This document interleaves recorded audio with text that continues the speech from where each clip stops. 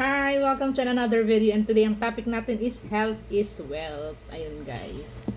Ako guys, bata pa lang ako, I'm always reminded by my dad to eat healthy good food from time to time. Kasi, laging sinasabi ni papa ko na um, the best medicine is good food. Okay? The best medicine is good food. You need not to wait to have an illness para mag-medicine ka. You have to eat good food from time to time. So right now, by the way guys, I'm eating oatmeal, okay, and of course my favorite beverage, coffee, black coffee. Ayun. So many of us from time to time experiences illnesses, okay, and the sad thing is when you acquire illnesses na wala ng galingan, kumbaga progressive na siya, lang yun, mga like diabetes, like mga, di ba, iba-ibang sakit. So, kailangan talaga na aware tayo sa kinakain natin.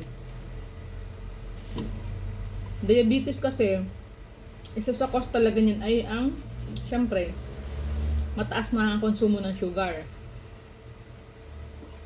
Kalawa, hereditary din yan. Kung may family history, di ba? Genetically inherited, okay?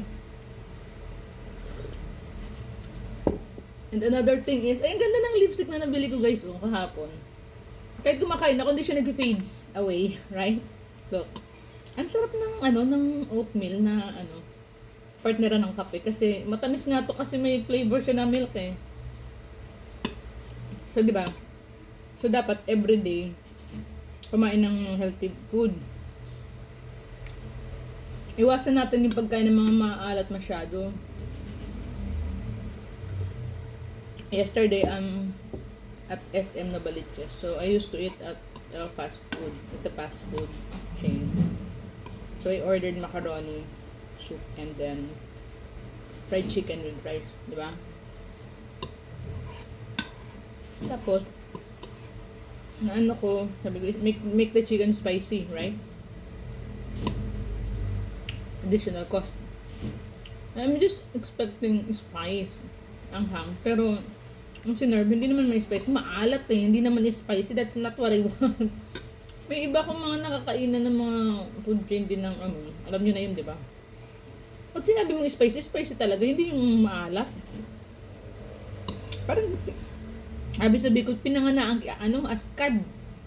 So, binigay sa akin ng manok. Tapos may mga injection pa na pampaalat siguro. And then, ang macaroni juice ko, askad, kantimplada. Hindi ko nakikita yung soup. Ang importante nga sana sa akin maghigop ng sabaw, di ba? But yung sabaw nila napaka-creamy tapos maaskad. This is not to hindi naman ako nag-name drop. Hindi. Tapos ang purpose natin is gusto ko sana may soup. Pag hinigop mo yun, sobrang askad. Diyos ko. Ang askad sa Tagalog maalat. So, ayun, ang ginawa ko na lang, kain ko na lang yung macaroni, yung soup na yun, gusto ko sana kainin, natira lang. Diba? Kasi alanganin na kahapon. Hindi na ako magbiyay pa uwi, tapos magluluto, mag-answer ko. Pahingahan ko din ang sarili ko kapag may time, diba? So, yun na nga. Nangyari yun. Kaya, one thing na gagawin natin is to eat good food from time to time. Sa loob ng bahay magluto, makakatipid at mga masustansya, konting salt, konting sugar, di ba? Ito kamukha nito, this is sweet already. Sabi ng friend doctor ko, sabi niya best to eat daw yung mga walang mga flavoring ng mga talaga, mga oats. Tama naman siya, di ba? Pero since may kape pa ako, I need something to eat para may ka-partner. I still wanted to eat. But this morning naman, that's why, di ba? So, ayun, meron pa tayo dito. May chocolate to guys, oh. Para, nakulang pa kasi, gutom pa ako eh. So, yun na nga guys. Di ba?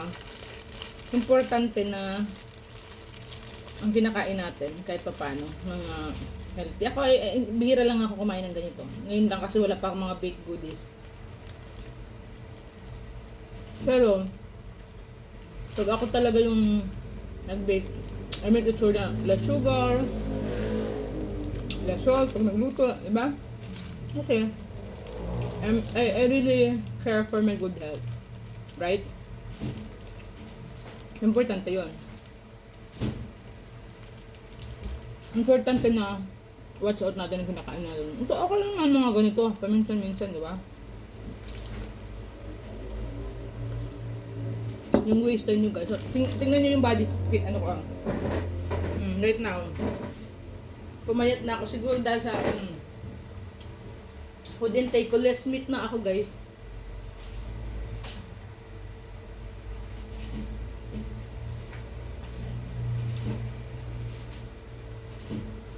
Less meat, more vegetable. Talaga pag kumakain ako, lagi may vegetable. Tsaka, less rice. Okay? So, ayun guys. I hope you got inspired and motivated by this video to for your guys, diet ba? Diet concern. Okay, so Ben, thanks for watching. It's very important to have a regular exercise from time to time from 6 a.m. to 7 a.m. Make the most of your time and do something that can impact into your good health. Okay, bye and thanks for watching.